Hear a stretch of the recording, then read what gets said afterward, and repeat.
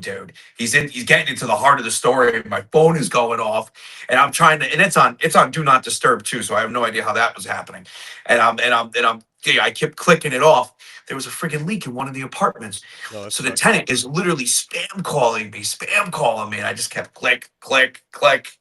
What's up, everybody? You're jumping What's in the going middle on? of an amazing conversation because that's what we Yeah, are. We're conversationalists. that's what we do. That's We how we do talk it. to living and the dead. To the living and the dead. Hello, Uh, everybody. Um, Let me get my phone going in the chat here. welcome everyone to Splintered Spirits. You guys are jumping in quick today. We have a guest today. We got a guest. Oh yeah. Yeah, what's up, Robin? I know Robin. Robin always shows up. Oh She's wait, devoted. I like guests. Yeah, they're fun. Yep. I'm just gonna give the people a minute to jump in. The good people. The good people. Yep. Welcome to Splintered Spirits Live. What's going on, everybody? Hello on Instagram. Any Facebookers here? I see a lot of YouTubers. Ah, the Book of Faces. Uh-huh. The Book of Faces. Instagram the live always runs weird. At a certain point, one of the frames will go in slow motion, and I don't know why that is. I think it's just an effect of having to run it through like 3 different things. Could be. But I like to be on there live. And guys, if you want a better experience, go check us out on YouTube, Splintered Spirits on YouTube. Yep. But if you're here, you're here. And welcome. I appreciate you. Yeah, thank you so much. They don't So what's going on, Gary? What's going on in the world of Splintered Spirits? It's going really well. And oh wow, we got a big jump in folks. All right, hey everybody. We got a guest today in the world of the paranormal. We have another witch, an American witch, if you will. And she's a lot of fun. Not wrong with witchy sauce.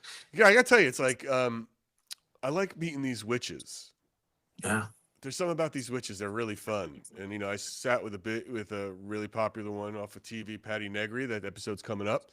Yeah. I guess we'll talk a little business first. Tuesday we got a new episode with Monique Too Soon. Oh, she was so fun. And also this week, since it's February, and that is our 1 month, that's the month where we started to hit our 1 year anniversary. I'm going to drop 3 episodes in advance on YouTube. So if you're a subscriber, you will get to see early our Group Estes experiment, our Chip Coffee interview, and our Skeptic interview with James Underwood. I'm going to drop all 3 of those. Awesome. So those are 3 ones that only if you're a subscriber on YouTube, you'll get to see in advance. But don't worry, they will be out over the course of the month. So that's fun.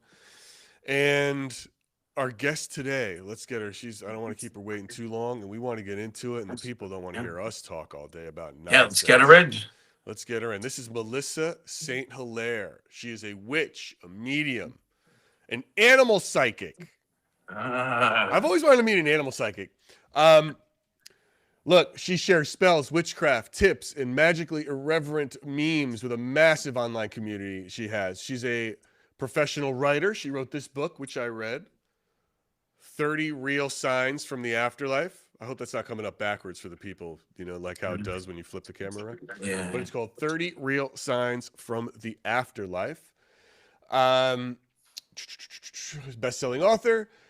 She helps people recognize and interpret the subtle ways the other side reaches out. So all of this, her whole book is about how to recognize what you're seeing, right? How to recognize these signs. Through private readings, custom spells, teaching, Melissa bridges practical magic and spirit communication, making the unseen feel a little more familiar. Are you guys ready? Are you guys ready for Melissa St. Hilaire? I think she's got some fans in here already. People who know her, which I love. Oh, very cool. Very cool. Let's bring her in, John. Yeah, let's bring her in. Yeah, it's time. Right? It's time. Yeah, it's time. Definitely. Melissa, welcome to Splintered Spirits. Thank you for having me. Happy to be here. Oh, it's great. Are you a good witch or a bad witch? Well, it depends on what you mean by good and bad. No, I met. I like that answer. I know, right? I sat down with Patty Negri, right? And she told me about this bad witch that she met once, because Zach Baggins likes to punk her a lot, or try to dunk on her by surprising her, guess what? We brought the bad witch this week, right? To do that to her, and then it gets funny because then that bad witch died. Um, so it's, she's outlived her. But, Patty considers herself a good witch, right? But I've never met a bad witch. Yeah. And I'm just and all these witches I meet, look, they're all they're all super good looking. And it's like, I wonder if there's one out there who's like, I need to find a sea hag with the big wart who's going to hex people. That's my next, I want to come in from the dark side of things. But I don't know. Well, I could probably hook you up with people. You know some? Do you know some dark witches? Some real evil shit? Oh, wow. Totally. Yeah. I mean, I personally think of myself as a gray witch. I try to be good. I think of it, I'm sort of, if you look at there's chaotic good, chaotic evil, chaotic neutral. I'm chaotic good. You know what I mean? Okay. But in the grand scheme of things, I don't ever want to hurt anybody. I don't ever want to, cause it hurts me to hurt others. I can't even step on an ant. You know what I mean? Sure. So, I'm more of a protection witch, but I can get angry and I can do little reversal spells and things like that. I personally, and I've learned about hexes because I think it's important to study everything and know what people can do. But I do know several witches who do very, very dark magic. What you could call harmful.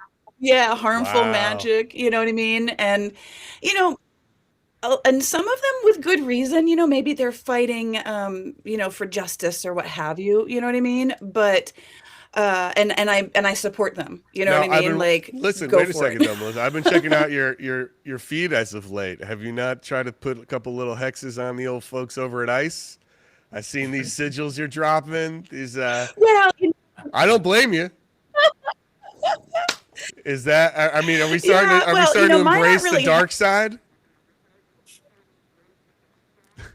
I wouldn't call these dark though, because I know that because all of us witches, we all have our fortes and we'll do different things that we're good at, and I'm kind of a weird whiz at sigils. I've been doing them since the 90s, and but I kind of come at it from more of a protection side. But the sigils that I have right now, I do have an anti-ice one. I have two anti-ice ones. One of them is just to remove them from our streets, and it's designed to be a shield and just push back. Do you know what I mean? Kind of like old warrior style. And then the other one is started as an anti-you-know-who spell. He shut up and then it kind of expanded into... Yeah, I don't want to say his name because sure. But it started with just focusing on him, and then I added Project 2025, and I added ICE to that. But really, I wasn't hexing him or anything like that, because I personally just don't want to do that and others are better at it than me, honestly. But I'm super good at protection, and I'm super good at truth will out spells, getting people to reveal things that they don't really want to reveal, things like that. No shit. So that was my focus with that spell, was to kind of get him to trip on his own feet, if you will, and lose followers because of it. So Melissa, look, oh no, did you lose me? No, I'm no, here. You're good. You're no, good. No, you're good. You're good.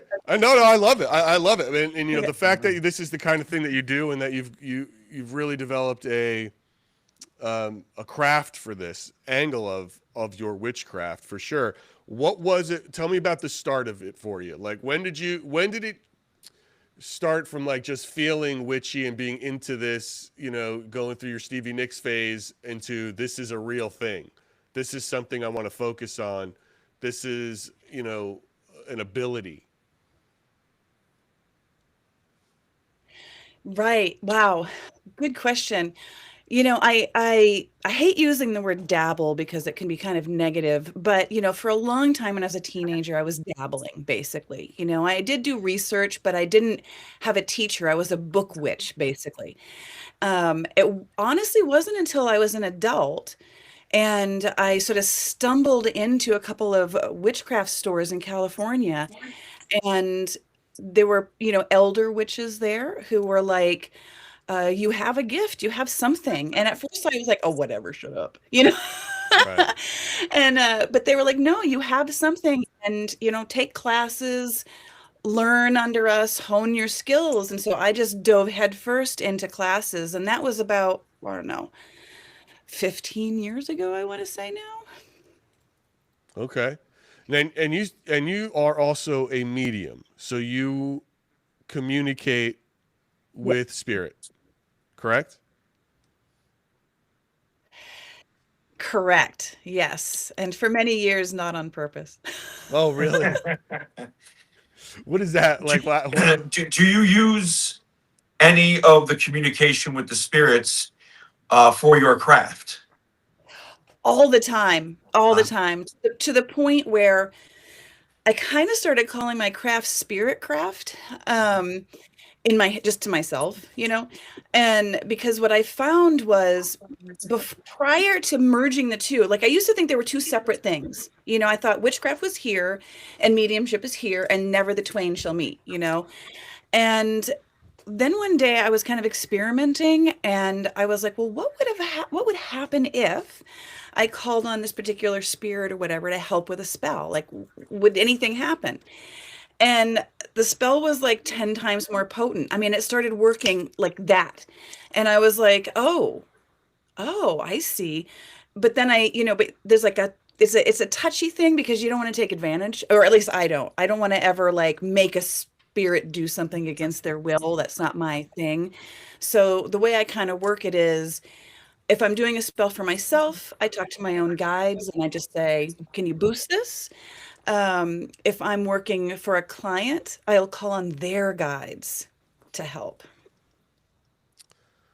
Interesting. I see.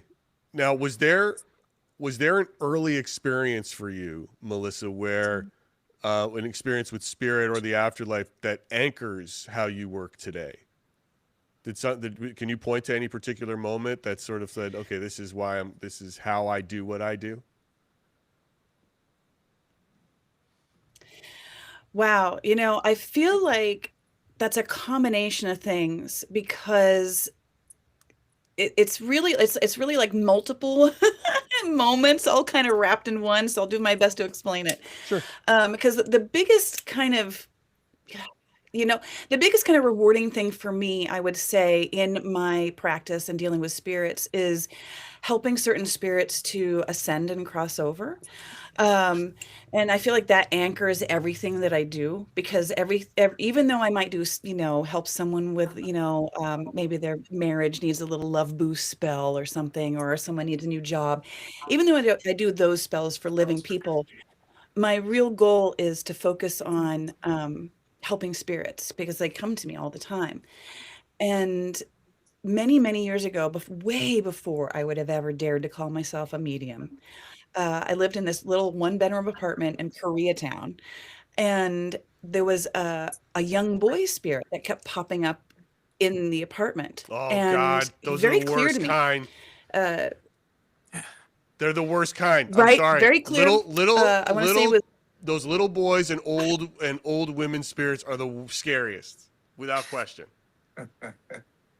super scary. Super scary. The worst. He I'm not was kidding. probably like, I want to say preteen kind. Yeah, terrifying. I get it. It's Yeah. awful. He had dark hair, right? I It's saw The awful. He Grudge. had, I saw he had The like Grudge. red shorts. He would appear, but he would appear all the time. And for a while, I kind of thought, like, am I losing my mind? Like, is this real, or am I like cuckoo? And then one day I turned to my husband and I was like, do you see the little boy ghost here? And he was like, you see him too? And so so that was a moment where we both realized, okay, so I'm not crazy, or we both are. And I talked to a dear friend of mine. Her name is Amy Wallace. She's no longer with us, but she was a student of Carlos Castaneda, if you've ever heard of him. And when I told her about it, she said, if they're coming to you like this, then your job is to help them pass. You have to help them ascend. And she taught me how to do it. So I did this whole little ritual, and then we never saw him again. And then one day, many years later, she passed away. And I kind of went through the same thing with her, and it was after that that I realized, oh shoot, this is my calling. Like I have to help people with this, whether it's helping the living with the dead or helping the dead to go on. So, Melissa, what do you think spirits are? If that is a big part of it, that you think they're here and they have to move on, what do you think spirits are, and where do you think that they are going? That is a really good question. I wish that I could tell you like a definitive answer, but I really truly believe that none of us really know. Well, of I course think not. that we all Nobody kind knows. of Of course not. Nobody an really knows. idea. So, what do you think? You know what I mean? Yeah, well, I kind of feel like uh so I have this weird this weird theory that the center of the universe from which the Big Bang and everything comes from, that in that very center is this sort of like super condensed, if you want to call it heaven, you want to call it the beginning and the ending of everything. To me, the center of the universe is where all spirits come from and all spirits go to. Um, and those who have sort of accepted death and allowed themselves to ascend would sort of go to this place. But the weird thing about this place is once you're in spirit form, at least how I see it, there's no time. If a human tried to go to the center of the universe, we would make it. But a spirit can, in a blink of an eye, faster than I can even explain any of this, travel from there to here. Now, the reason why some spirits, get trapped is, there's lots of reasons for that. But typically, I feel like there are some spirits who just, for whatever reason, they can't let go. They cannot go to that place. They're afraid of it, or they don't understand that they're dead, or whatever the case may be. And so, as to what they are, what they're made of, to me, it's some sort of like, it's weird to describe, but I see it as sort of like a sentient, energetic plasm, if you will. That's interesting. That's sort of, look, that plays into a lot of what, of an idea of consciousness or energy, and a collective consciousness seems to be more of your angle into it. Which is listen, it's no stranger than Total. anything else. You know what I mean? It's not, who knows what it is? That's what I love asking people, especially people who communicate with spirits, what they're finding and how they interpret it. Right. So in your book, 30 Real Signs from the Afterlife, which is interesting because it's like you really try to help people understand what it is they might be seeing and how that relates. So when you sat down to write this, what was the problem or confusion you were seeing a lot of in people that you were trying to solve for them? Great question. Really, it was that I truly believe, I know this is going to sound a little bombastic, but I truly believe that we are all mediums. I really do. And I truly believe that we are all being contacted by spirits, but that we shut it off. Maybe it's, when we're children going and learning language and integrating into society. I know when I was a kid and I went to school, I was teased relentlessly for being very weird. Like I would know things about people I shouldn't know, and I would say things that it just didn't make sense for a child to say. And I know I was channeling. Now I do. At the time I didn't. So I feel like I really kind of just wanted to normalize it, and I wanted to make it like easy, practical, digestible. So I went and I took like a bazillion books, all these esoteric, complicated, hard to read, books. And I just took all the information and tried to distill it down into the simplest steps. So anybody with any degree of ability could potentially, communicate with spirit, or at least interpret signs from them. What, is there any one particular sign that you describe that people consistently overlook or misinterpret? Oh, wow. I would say there's two, actually. I would Okay. say one would be flickering lights. I feel like a lot of times people misinterpret flickering lights. You know, obviously, you have to rule out any electrical problems. Like, a Right. big proponent of debunk first. Right. But once you've done that, sometimes people will be like, "Oh, it's just haunted." Well, maybe there's a message. Why are they flickering the light? What could that possibly mean? And why the light versus anything else that they could do? Are they shining a light on something? Are they trying to get your attention? Are they trying to get you to see something you're missing? So I feel like a lot of times people will poo-poo a sign, but they're without reading into it. And then another one would be like birds and butterflies and flying things. Yeah. And also wind. So sorry, there's three. I find that, you know, obviously if it's a windy day, you can't, you know, Right. that's not going to mean anything. Right. But on really calm days, I started doing this experiment where I would go, okay, if there are any spirits present, can you just whip up just a little bit of wind? Just make this one tree just wiggle. And it works. And it's bizarre. And then another would be birds. Like I had a client that I spoke to earlier today, and I was like a little mediumship moment, and I can't go into details, but it had a bird thing to it. What is it? Where I was Violate like, oh, I some see HIPAA birds all rules of or a something? sudden. Does it violate some HIPAA rules? Like It's you just don't have to say it. personal. All right. It's, All right. Tell us. No, give us the dirt. yeah, personal. There's Give certain, us give us the team, man. Don't say their name. but But basically, people want to hear like what do they but come it's just like some people. Well, what it is. Here's an example. Okay, this please. happened to my mom, and I can share this. She won't mind. So and she doesn't believe in any of this stuff at all. Like she's like, no, there's no such thing as afterlife. You're making it all up. And I'm like, you know me. I grew up as the worst liar you've ever met. Like I I couldn't like I was in trouble because I would just be like, oh, I did it. Right. So like she knows that I could never fake this stuff. If I could, I'd be a freaking A-list actress. Hello. But she but she's like, well, Melissa, do you think that this could be a sign? And she says this whole thing about how after my grandma passed, she went out into the yard and she just kind of talked to the plants and the flowers and said, well, Mom, if you're here, can you give a sign?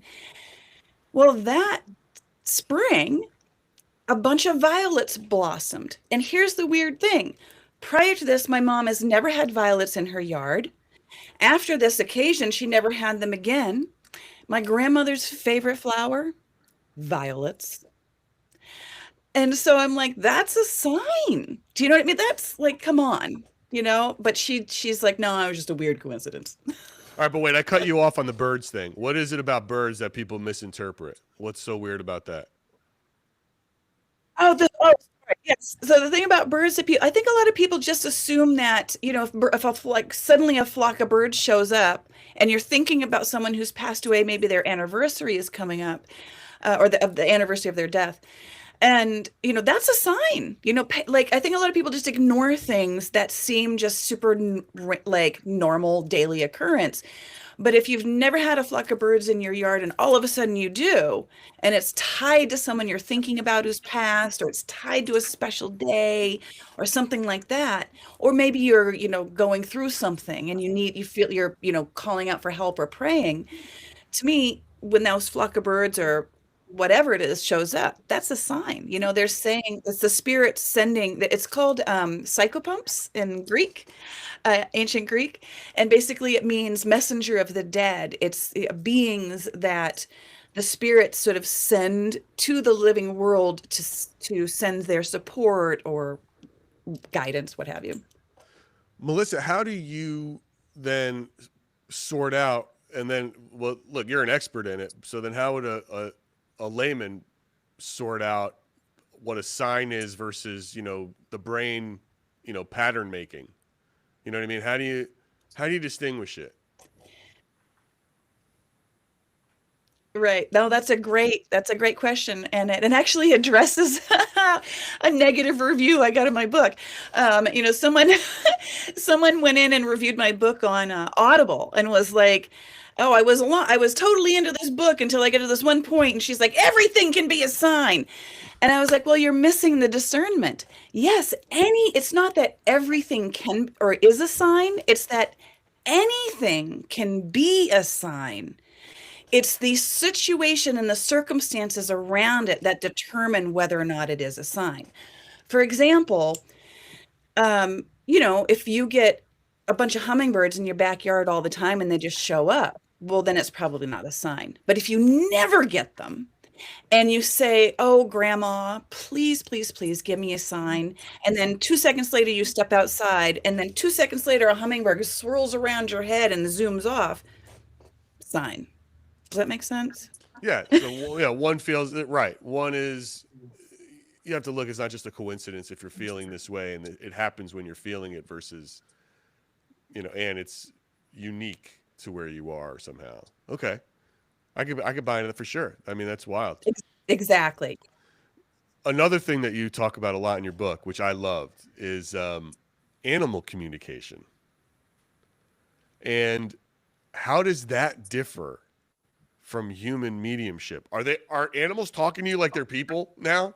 Like, are you literally hearing a dog talk as a person, or are you still hearing, like, do you know what I'm saying? Or is it like an ET situation where you feel what they feel, not hear their thoughts? You know what I mean? Elliot could feel what ET was feeling. He didn't know what ET was thinking. You know what I'm saying? Yep. I want to say it's a combination. It's kind of all of the above. My funny story about animal communication is when I was a kid, our neighbors, I grew up in Upton, Mass, very rural, cornfields and woods. And my neighbor had a German Shepherd. And I told my whole family, everybody, that the German Shepherd's name was Skippy.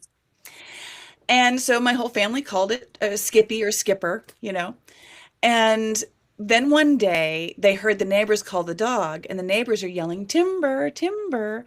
So my mom comes up to me and she goes, Melissa, Missy, that's what they call me. She goes, Missy, why on earth did you tell me that the dog's name is Skipper when the people named it Timber? Like what, And I go, well, that's what the dog told me his name was. All right, now, okay. All right. No, but Melissa, for real, like how did the dog tell you its name? Like in English, was it like a Zootopia thing? Like I'm just listen, I love my dogs. If you're telling me I can talk to my dogs at some, like after they pass, it would mean a lot. But like, is it a real conversation, or how do you know, what are you feeling or sensing when you say the dog told you? It's a combination of things. I get pictures in my mind, and I get so clairvoyance basically. Okay. I will also get claircognizance, which is where you just know things and you cannot explain why. You don't hear it, you don't see it, you just know it. You're not even feeling it, you just know it. I also get clairsentient, so I'll also feel things in my body. But I also have clairaudience, so I will also directly hear words. More often than not with animals, it's pictures and feelings. Sometimes, lots of times with cats, it's claircognizance. I don't know how they do it. Cats can just beam stuff into my head and I just know it. Cats are awesome. All you witches, yeah, and then they're cats. aliens. All you witches and your cats. That's the whole thing. It's true. Dogs, I feel dogs. Yeah. That's because they care more. And then with certain animals, 100%. I do get. Yep. True. I have a bunch of questions for you on this stuff. Gary's like, I just want to talk to my dogs. Yeah, I just want to talk to my dogs. Are you talking to my dog? That's it. I would love to talk to my dogs. I had my last dog. Lasted 17 years. My last dog lasted 17 years. That's actually He was a miniature pincher, dude. He lives a lot. The little dogs live a little bit longer than most. But that was the. I think I remember. Is that the one my mother painted the picture of on the table? Yeah. Yes. Okay. Yeah. So I have the Maximus. Yeah, man, I would love to talk to Max. He's great. as he's like, "What's up, fucker?" You Yeah. know? Hey, you're telling me like my name's not Max. Yeah. Yeah. You gave me that My stupid name's ass name. Steven. Yeah, my name's Steven, Gary. Yeah. You know? Steven, it's like Baron von this the third. Oh, You know, totally. Cats Melissa, have wackadoodle real names. like what are they Egyptian? I feel like cats. Something about cats reminds you of like they're all I mean, all Egyptian or kinds. some shit. Like from Yeah, the I pharaohs. get, you know, like I have a tendency to name the names that they tell me. So my cats end up with weird names. I had one cat that showed up and he was like, "I'm Jupiter." And I was like, "Okay, you are Jupiter." Oh, I see. Oh, so you're not you. All the pets you have, you never name them. They've told you their names. They've named themselves. Yeah. Is that true? Yeah. That's great. That's so Yeah, great. most of them. There's like a couple that I did name because I couldn't get anything from them.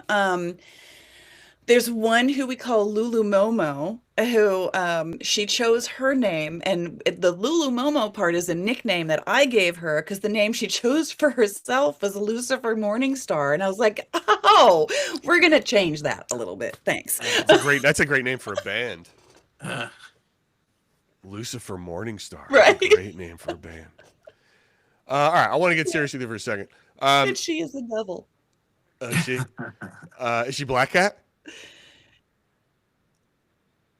Is that a black She's cat? a tortie, and if you know anything about torties, they have tortoiseshell cats. Tortitude. Wow. Yep. All right. I want to get serious for a second because you're also a teacher, Melissa. You teach this stuff. So, Yeah. you know, you share spells, witch tips.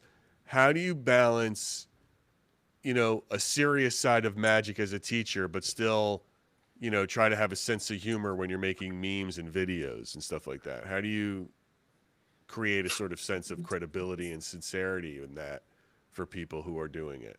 I find that to be very difficult. Like we try It's to keep, it's very difficult. A lot of my scrutiny Yeah. comes down to the fact I'm always joking around and having Yeah. a good time, and then people are like, "Oh, this isn't real. Look Yeah. at the way he's acting," and it's yeah, like, people think "Oh, we're like, wait a second," you know. we get it constantly even on this podcast because we're trying to I'm trying to educate myself and ask questions and have fun doing it, and people are like, "You're not serious," you know. So, but that I don't think these two are necessarily the same. How do you do that? How do you do it? Well, it's kind of simple, actually. I don't take myself seriously, but I take the work seriously. And that's really how I differentiate, you know? I'm a goofy, silly person. I really am. You know, I'm a dad joke extraordinaire. I love puns.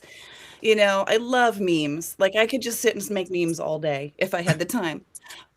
You know, so like I know I'm a goofy person, and so I just allow myself to just be myself, you know. And I think a lot of that is like, you know, growing up in a household with like, you know, a dad with a temper problem and a grandpa with a you know, I had to make my mom laugh. I had to make my grandma laugh. So it's like I just, you know, I learned very early that if you could make people laugh, you could cheer them up and you could disarm them, you know. And but when it comes to the work, to mediumship and to witchcraft, that I take extremely seriously. And I try very hard to only share good information that I've vetted, you know.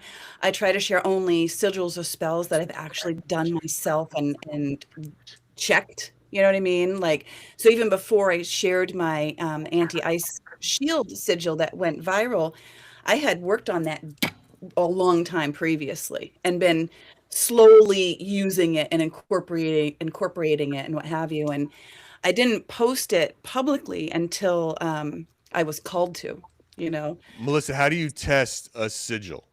Like, how does it like, first I'm going to work on this, like there's a couple of dicks I know, I got to push them away, so I'll test it on these guys. And then if it works on them, like, do you know what I'm saying? Like, how do you test a magic spell to make it so big, you know, to make it bigger, to know that it's going to work? Well, you know, it depends on the purpose. So most sigils originally were intended to work on the self, you know, so it was meant to like, you know, maybe you wanted to break a bad habit or whatever. So you created it to work on your own subconscious, and then it would over time kind of rewire your brain. But when you are doing something like this, where call it sigil craft for activism, and you're trying to like literally create a symbol that is meant to go viral, it's meant to go into people's subconscious and create change on a fundamental level. But the only way for it to work is if it goes viral, because it has to reach a lot of minds. So how I start that is I send it to friends first. I send it to my fellow witches. I have this one friend, I don't know if she would want me to say her name, but she's I'll say her handle. Her handle is Blacker Magic, and she's a very cool witch. And I'll send her sigils way before I send to anybody else, just to get her vibe. I'll be like, you know, what, like, does this feel good to you? What do you get on this? And she'll use them and report back. And I have a few other people like that. So and then I'll kind of branch out. Like I have a private group, I forget what it's called, but on Instagram, like people can sign up for just certain like announcements or whatever. Mhm. I rarely use it, but I will periodically throw a sigil in there and just be like, oh, like, let's see if this does anything with just these 500 people, you know? And so I Okay. kind of work my way up. And You then focus once I group it. get to a place where I feel exactly, totally. You That's it. focus Yeah. group it. Thank you. You nailed it. All right, so some just quick questions Yeah. in the chat. People are saying, "What's a sigil?" A sigil is a symbol. In another, you know, it's basically like a symbol, with some, you know, Correct. in your Oh, case, you're putting oh, witchcraft behind it. listen. You don't have to answer with your words. Okay, you don't have to answer with your words. Do you sneak sigils in your memes I out to do. the public? You do. Okay, I figured you did. No I shit. figured you did. I Sneaky. figured you did. That's actually, but they're probably positive ones, right? They're probably all like just to better help your community and. Yeah. Oh, It's all look at you. positive. All right. Just, you know, It's all positive. abundant. Thank you for answering. Right. Now, Your secret's for safe here on Splinter Spirits. yeah, no, we're not gonna tell anybody. Now we're all We're not gonna gonna be tell no. anybody. That's smart. That's smart. She said because now we're gonna look at every one of her memes that comes out and try to find the hidden sigil in it. Yeah, right. You keep time on it. Yep. Keep that attention. Do you deal with a lot of people who are grieving, Melissa? I feel like in for mediumship and witchcraft, a lot of people come in that respect, and a lot of people we've interviewed, and a lot of people I've interviewed, it's usually the starting place for a lot of it is grief counseling and everything else. What is your approach to that when it comes to what your work with symbols and sigils, and how does that play into your work? I hold space. I've lost a lot of people that I loved more than anybody else on the planet. And so I know how it feels, and I also know that we all grieve differently and we all need space to grieve. And I feel like our society doesn't really give us enough space to grieve. And I feel like that is one of the struggle. That's one of the part of the struggle for people, right? Is they need more time and more space and more support. So I just try to hold that space as best I can. I really listen. I read people really well, so I learn very quickly how to hold space for them and what I need to do for them. Some people just need to talk, and other people just need to listen, and many a mix of both. So I just do what I can. Oh, sure. Do you ever go on ghost hunts or things like that? Do you investigate places with teams, or you ever go into that space? I do. That's actually my favorite thing to do. I was obsessed with it when I was a kid, and I would watch the original Ghost Hunters show with as Grant and Jason, right? I loved them so much. I Sure. just thought they were the coolest, Yeah. and I wanted to be them so bad. And then when the pandemic hit, I got this amazing opportunity from Susan Slaughter. I don't know if you know her, but she's amazing. And she invited me to go on Dark Zone and do like a live streaming ghost hunt at the Los Angeles Police Museum. Oh, And it was the most fun I've ever had in my entire life, and I'd go on as many ghost hunts as people will invite me to. Really? What do you discover? What is it? What do you get out of it? You know, when you're out there, especially, are they all looking to be crossed over? I mean, you know, you said, because earlier you said, you know, spirits come to you, but now when you're on a ghost hunt, you're going into their space, right? They're not coming to you for your help. You're sort of Yes. forcing yourself into them. So is it? Do they want to be crossed over? What do you what do you feel different, if anything? I mean, it really depends on the space. It's vastly different. Okay. There was a hotel called Glen Tavern Inn in Santa Paula, California, and I've done several hunts there. I actually kind of like to call them investigations because ghost hunt sounds kind of like, but but I've done several investigations there, and we actually kind of got into like a rapport with some of the spirits there. And we had this amazing experience where spirits basically came to us and asked for help. And I felt that. And then I shared it with the team, and they kind of use me as a barometer, and then they get out the gadgets, you know? So I say what I feel, and then they kind of validate with, you know, EVP or whatever they're using. And we were able to get, you know, voices asking for help. And we had quite a few mediums that day. So we created sort of a prayer circle, if you will, and we just opened up a space to sort of help usher them through. And weirdly enough, as we were, you know, sort of nudging them towards ascendance, if you will, there was a whoosh sound in the Oh, that's weird. EVP. And then it went quiet after that. Oh wow. Oh, that's fun. That's like fun when you catch that. Yeah. Um, It was weird. some It was people in really the weird. chat, some people in the chat are asking. They want to know, how do you know where they are crossing over to? Is this part of what you believe they're crossing over into that center of the universe zone? You know, for sure, but right, that's, or is there another possibility that we don't? Yeah. Right, that's Cass. I hope that answers your Honestly, question. I've only ever seen one. Okay. Yeah, I've only ever seen like one place that people kind of go to. But there are degrees of that place, if you will, tiers, hierarchy. So, you know, some people pass and they were horrible, rotten, despicable people.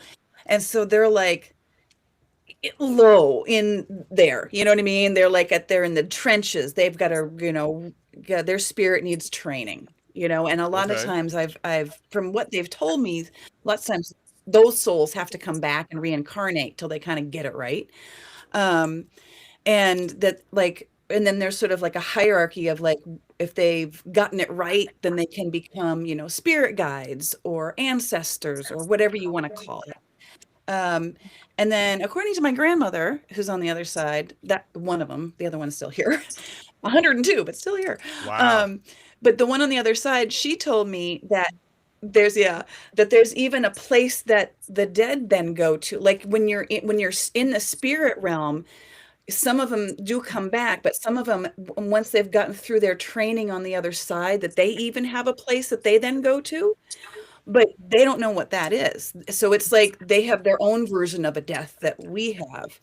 So I mean, I'm still trying to figure that out. I don't really even totally So understand it. that's something you picked up. That's like that's just from some communication, from the community. How do I say this? From the communication you've received, you are starting to believe that there is even another level for within this other side Yes, where spirits are. That's a really interesting outlook on what's going totally. on and Yeah. what you're hearing. What do you use Yeah. any Yeah. tools in your divination sort of work? Like, do you have any go-to, you know, what you know, what do you use anything to help you Yeah, communicate? What are your go-to tools? I do. When I was younger, it was tarot. That was my gateway tool. Hmm. And now I love dowsing rods. I don't know what it is. There's something, they're so simple and pure. Um, So, I feel like if I get stuck, or I feel like if I'm having trouble getting an answer for somebody, I will grab the rods, and it removes my ego, my consciousness, my, because it's the human that's infallible, or that's fallible. I mean, it's the human that's fallible, right? Right. So, like, when I use the rods, it kind of bypasses the fallible human brain and just gives the answer. Right. Right. No, no, it's those dowsing rods are interesting because I held them once, and you would have thought I had like Parkinson's or something. I couldn't hold them steady. You know what I mean? But I wasn't. I was trying to hold them steady, and they just kept doing it. So it's like then I watched somebody like hold them, and I'm like, how do you hold them? Like so steady. Yeah. Without, Yeah. and then to be able to then say to me, not only can I hold these steady, I can make them move on command. I find like a really hard to believe that you can move these on command because they're so sensitive to movement. Like you would have to, like the mic. I just don't really. It's weird to be so precise. To be surgical with those things would take a whole other level of skill. That's to me weird. I don't know. It seems odd. But yeah, a lot of people. Well, that's why they're called witch sticks, right? I mean, that's Yeah. what the witches dig them. Yeah. What's Yeah. coming up next for you, Melissa? And where can people find you? Um, People can find me on AmericanWitch13.com. That's my website. It's a little behind right now. I need to update it. And they can also find me. I'm very active on Instagram and Threads, and that's also American Witch 13. I'm also on Facebook and miscellaneous others, but I'm on TikTok and whatnot. But I'm not as active on those. Um, right now, I'm really like deep diving into politics right now. So I kind of like tell people, like, if you It's don't hard like not to. politics, follow me on Facebook or somewhere else. Yeah. Right. Well, it's hard not to right now. It's a little bit hot. The world's a little bit hot right now, so it's hard not to do that. Yeah. But is it? And what's all right? So American Witch 13. Can people go on there and get readings from you via online? You do that, which is I don't do online readings because I okay. like to talk to people. I like to be personable. So I do Zoom, I do phone readings. I can do in person. That's very rare though. But they can book me through the Green Man store in Burbank, California. Got it. And then also there's forums on my website too if they want to. Yeah. Got it. I look at Zoom as online. I don't know what other version of online. Like that means like they don't have to go in the room with you. They can Right. do it via the thing. Um, right. Yeah. Well, that's great. I mean, look, I don't have I like your energy so much. It's you're very fun. You keep everything upbeat, and it's how necessary is that to have right now because of how you maintain that, considering what you're trying to fight against versus what you're trying to help people is interesting to me. And how you keep. I like how you do that. I like how you create your own sort of sigils and spells. What's a good go-to spell for people? What's your like most requested spell? Oh, honestly, I would say, gosh, what is money spells are pretty, a lot of people right now are struggling. Probably money and romance, right? Probably Yeah, get money and romance like crazy. Right. exactly. Right. Yeah, I guess that's, people are struggling now. What's your favorite spell? Oh, my favorite spell. Oh gosh, it's going to sound a little silly, but it's a glamour spell. But it's not. But it's not what people think. If you watch The Craft, they do the Hollywood glamour. And it's, oh, I changed my hair color, but which is cool. I mean, I love the. Don't get me wrong, The Craft is one of my favorite movies ever. But really, but really, the way that I think of a glamour spell is more about working on the inner to give yourself confidence, to build yourself up, so that when you go out into the world and accomplish whatever it is you want to accomplish, you can hold your head high and you can win people over with this inner confidence that glows out. And I love doing that spell for people. What is it? Can you tell us what do they have to do, or what can they do at home, or? Yeah, there's a couple of different ways. If I do it through the Green Man store, we do either candle spells or charm bags. The candle spell is more bombastic. It's fire, so it's immediate. You know what I mean? And a charm bag is more like you put all the little doodads into a little bag and you just carry it in your pocket. And it depends on what they want it for, but I typically, for things like glamour, I recommend charm bag because you're carrying it with you. It's like you always have it working on you. And if you want me to share my secret ingredient, I will. Um, What's the so there's secret ingredient? miscellaneous things you can put in there, like, yeah, so the secret ingredient is, so at the Green Man store, they have this blend, this incense blend. It's not even really like meant for spells. It's just an incense blend, but it's called Bell Book and Candle, and it was created because some friends of mine have this amazing burlesque show, and it's the same name, and that's Pleasant Gaiman and Shauna Leilani. But anyway, um, so but their blend, it has this sort of like musky, sexy, kind of strong, earthy scent, and then it also has glitter in it, and I just I I love just it. find it just every time I don't even know what's in there, to be honest. It's a store secret, but man, it's potent, and it just makes you feel powerful. No shit. See, that's cool. Melissa, have you ever had a spell that you performed? It worked, but it had consequences. Say, got you ill or made you tired for a couple of days, brought on some strange illness that faded away, something along those lines. That's a good question. I like that question. I do. I'm like, wow, I've never shared this with anybody before, An and exclusive. it's actually kind of dark. Okay. Yeah. Let's hear Go about for it. Um, it. We're all ears. Okay, I apologize if it gets dark. So many years ago, I desperately wanted to be famous. Like, I moved to LA to work in film and the whole, I got over that. But that's what I wanted. And so I did this massive spell to make myself famous. And I can already feel so many witches roll their eyes at me. But the thing is we all make mistakes, and it's a learning process, right?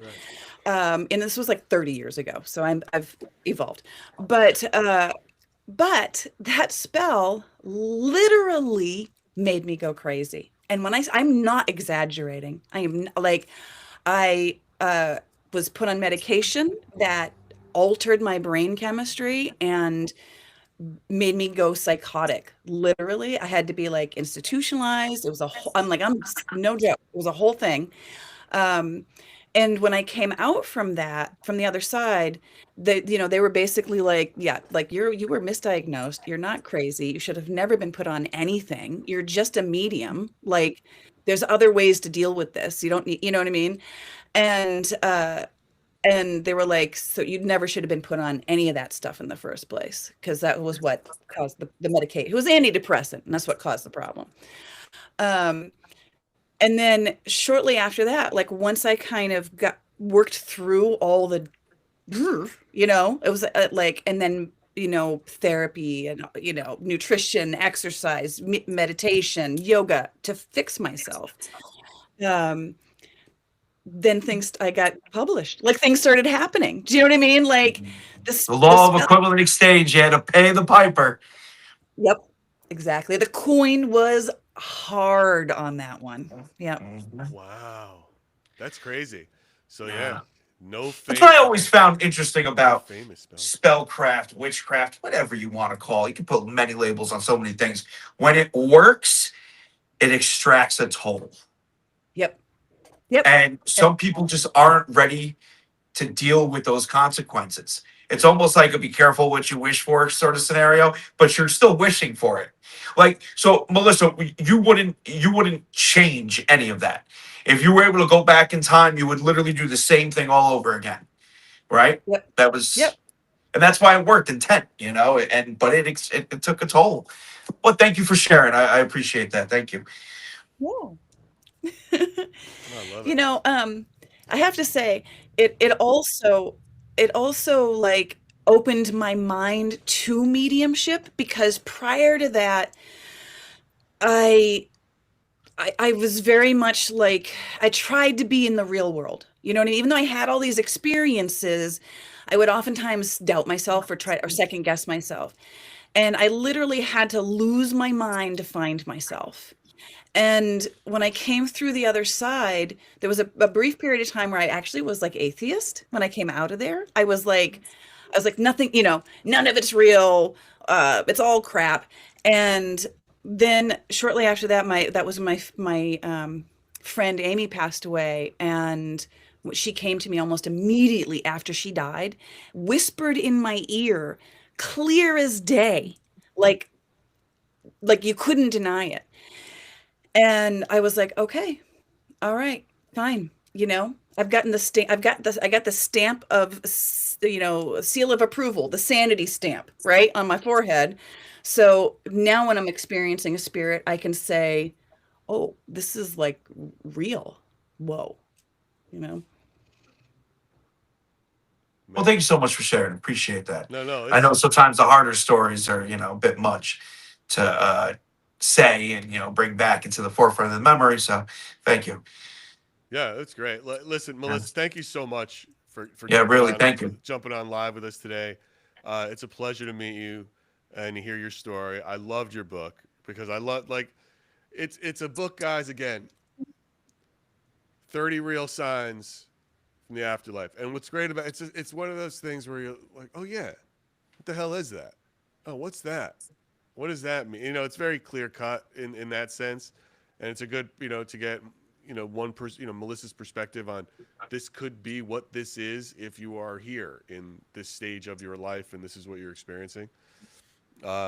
Should definitely check it out. I will have links to all of these things in the link tree in my bio and links to Melissa, the American Witch. Melissa, look, thank you so much. I appreciate Thank your you. time.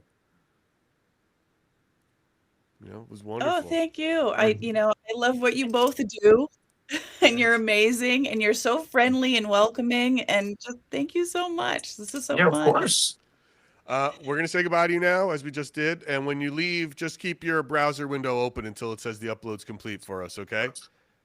And if you just jumped in live now and you're Will just do. seeing the end of this, I will be reposting this first thing tomorrow, where everywhere podcasts are, and you can watch it. So again, Melissa, thank you. It's been an Thank absolute you. pleasure. Yeah, it was great. Thank you so much. Thank you. Cheers. Bye now.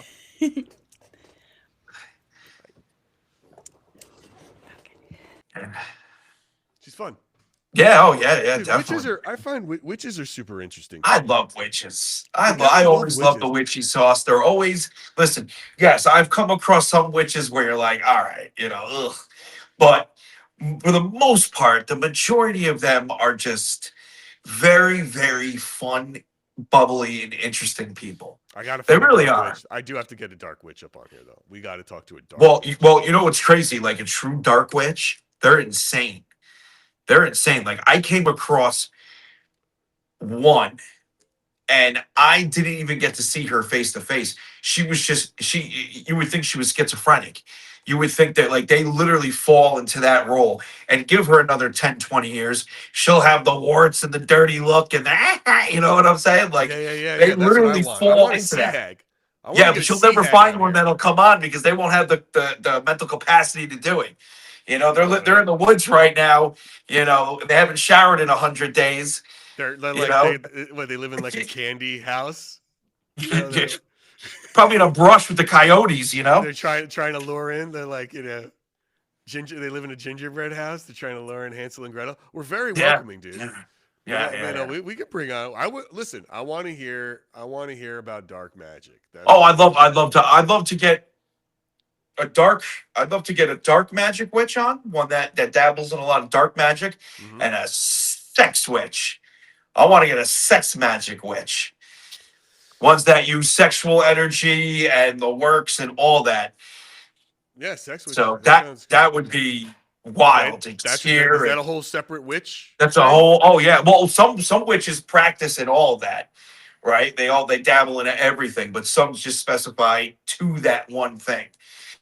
So Right, a general practitioner is a doctor versus yeah, but witchcraft, right, but for witchcraft. Yeah. All right, chat. What do you guys got? You got any questions for us today for our live? Anybody want to jump in? Again, that was Melissa St. Hilaire at American Witch 13. You can find her anywhere online. We will have links up in the link tree in the bio here. We hope that you are, if you haven't already, smash that like and subscribe button on YouTube or wherever you're checking us out. If you're watching on Stand Up Paranormal, hop over to Splintered Spirits and make sure you like us there as well. What else? Okay, Melissa, everyone likes her. Anyone else? Yeah, what's not to like? I mean, she's... Yeah, what's not to like? She was, not like her. You could completely disagree with everything that woman just said. Right? You could be like, nah, that's not a sign. No, this, that, and the other. Yeah. Even her political views with ICE. Yeah. She's still an awesome person. Yeah. She was so friendly and so, definitely check her out. Even if you guys disagreed with some of the things she was saying, check her out. Who knows what she might be getting into that you might like. John, we have someone here who needs you to say. I'm not going to say it because she wants you to say it. Okay. But she wants you to say it because she's new here. Okay. Put it on. I'm going to put it on screen. Can you see this? Let me see.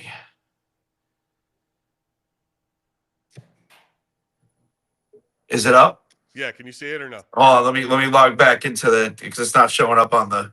Give me 1 second. Oh, hold on. Give me 1 second. I gotta put it back up. Put it back up. Are you ready? Yep. Well, it should pop up twice now. So I got hold on, we got the little delay. Jesus. We gotta get you a better system. Yep. Well, I'm gonna have the computer soon, so that's gonna be all set up. I've been hearing that shit for 3 months. All right. Yeah, okay, here we go. I want John to say it. Hi, Landon. Is that how you pronounce that? Landon? I think it's London. London? Yeah. Hi, London. Welcome.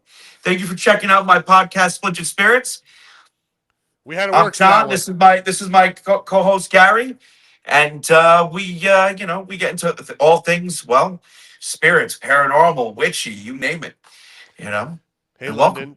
Sorry that took so long, but thank you. I hope you're still there. Is that really London? Is that how you say that? London? I think so horrible. I think that's London. I think it's London. It's just spelled with a Y. I would never be able to register that, and I keep calling her Layden every time. What's up, Layden? That's funny, man. Yeah, what else? Anybody else got anything new? Again, what can I tell you, good people? Just remember Tuesday, brand new episode with Monique Soon. Yep. The drag queen paranormal investigator. She just wrote a book too, and she's a lot of fun. That's a whole different vibe, dude. Oh yeah. The energy that, and this is where, you start talking about just changing the atmosphere, right? She is the person to do it. And that reacts. It creates a new energy for everyone in the room with her and the spirits, which is pretty, how can you deny it? You just can't deny it. I tell you this, guys, the guests that we have coming up, if I had to put a super team together, she would be on that team. Yeah. Let's just put it that way, right? I mean, right? She would be on that team. 100%. So we have so many. We've been really getting booked. We've been booking episodes. I mean, we're booked up till April, May, something like that right now. Until April, May on our Tuesdays. Our lives are getting booked as well. Yeah. We've got some great guests coming up on the live. Some big names, some great guests. We got a lot. Yeah, and coming. Again, we are going to drop this week when February hits 3 new episodes for subscribers on YouTube. We've got Chip Coffee, Patty Negri. We've got our Group Estes experiment. I know some. When you say subscribers, you mean those are paid. If you want the paid subscribers, the paid subscribers, not regular subscribers. Not regular. If you want to see episodes in advance, Those are for paid subscribers, and we are going to Yep. put those up. But otherwise, it's free to click subscribe, guys. Yeah, yeah, You know, give it a 100% free. like and share. It's all You free. should do that right now. Make sure you're You following should. Splinted Spirits. You should do that right now. What does this person say? John, I was just talking to my husband about my favorite video of yours. Spirits were super rude and called you fat, then laughed about it. Rude. Yeah. That's right, Jenna. They are. I've heard them do it firsthand. It's unbelievable how rude they are. They can get so rude. They can get so rude. Some are doing it because they're actually assholes. Some are doing it because they're just being funny. Some are doing it because I'm actually fat. You know, I mean, it's a there's See, listen, it's guys. a mix. Three things can be true at the same time. It's true. More than one thing can be true at the same time. Well, Gary, this was fun. This was great. Alyssa was awesome. Another great live. Guys, again, like, share, subscribe to Splintered Spirits. Sign up for our mailing list. Follow us everywhere on social and wherever you get your podcasts. This has been fun. I want to thank Melissa St. Hilaire for joining us today. She was a real joy, keeping the spirits up. It's been a long day of interviews for us, and having it with having her come on to keep the energy up was very much needed. Yeah. Oh, yeah. We've been going hard all day. Going hard all day. Ooh, Pop it off. My night's just beginning. Oh, good luck with that, guys. All right. Thank you, All right. everyone. Appreciate you all. See you guys.